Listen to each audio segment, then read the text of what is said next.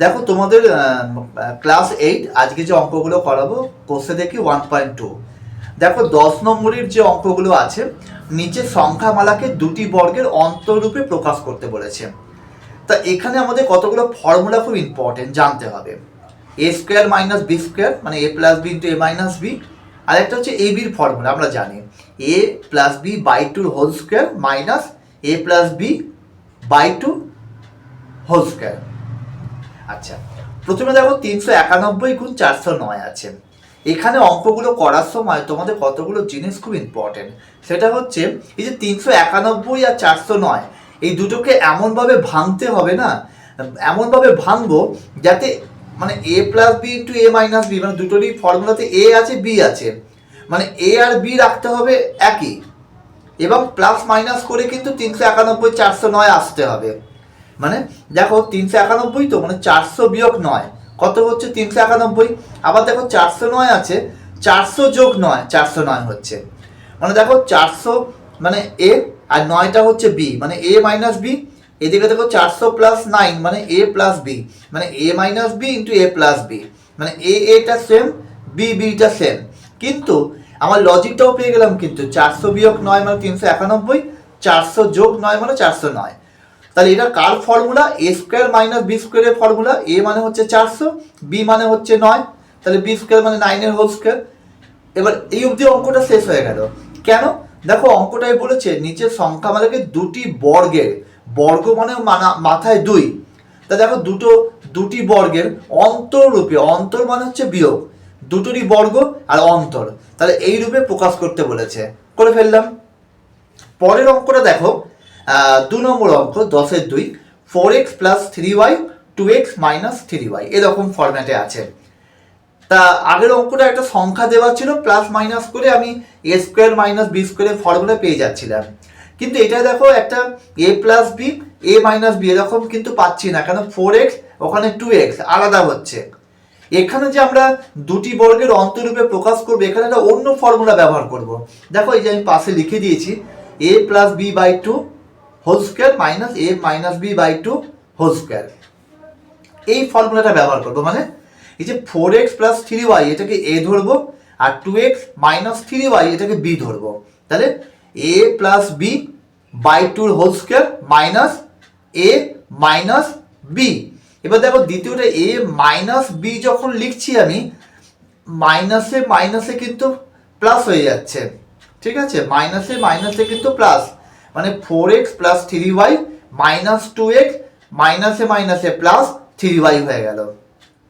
ঠিক আছে, বাদ বাকিটা তোমরা পারবে। এখানে দেখো প্লাস 3y মাইনাস 3y কেটে গেল, 4x প্লাস 2x 6x, আর নিচে 2 আছে, হোল স্কোয়ারও আছে, মাইনাস সাইন মাইনাস দিলাম, এখানে 4x মাইনাস 2x হলো, প্লাস 3y প্লাস 3y মানে 6y হলো, আর নিচে 2 থাকলো, ওপরে হোল স্কোয়ার থাকলো। এবার 6x কে বাই 2 দিয়ে কাটাকুটি করলে 3x। আচ্ছা, 2x প্লাস 6y আছে, এখানে 2 কমন যাচ্ছে, মানে x প্লাস 3y পড়ে থাকলো, আর নিচে 2 আছে, 2 কেটে গেল, তাহলে দেখো x plus 3y whole square হয়ে গেল। আমি যে এখানে সেকেন্ড ব্র্যাকেট দিয়ে বাইরে 2টা দিয়েছি, তার কারণ হচ্ছে সেকেন্ড ব্র্যাকেট দেওয়ার মানে হচ্ছে পুরোটাই মাথায় 2 আছে। তাহলে আমরা কি পেলাম? 3x এর হোল স্কোয়ার, আর একটা পাচ্ছি আমরা x প্লাস 3y এর হোল স্কোয়ার। এটা আমাদের 2 নম্বর অঙ্কটা শেষ হলো। আর 3 নম্বর অঙ্কটা দেখো x আছে একটা, আমাদের দুটো সংখ্যা লাগি, তা আমরা এমন একটা সংখ্যা নেব যে সংখ্যাটা গুণ করলে কোনো পরিবর্তন হবে না। x ইন্টু 1 আর x একই জিনিস, মানে x এর সঙ্গে 1 গুণ করলে xই হয়। তাহলে আমরা a আর b পেয়ে গেলাম, তাহলে আমরা এই ফর্মুলার ফরম্যাটেই বসিয়ে দেবো, a প্লাস b মানে x প্লাস 1 বাই টুর whole square minus x minus 1 by টুর হোল স্কোয়ার।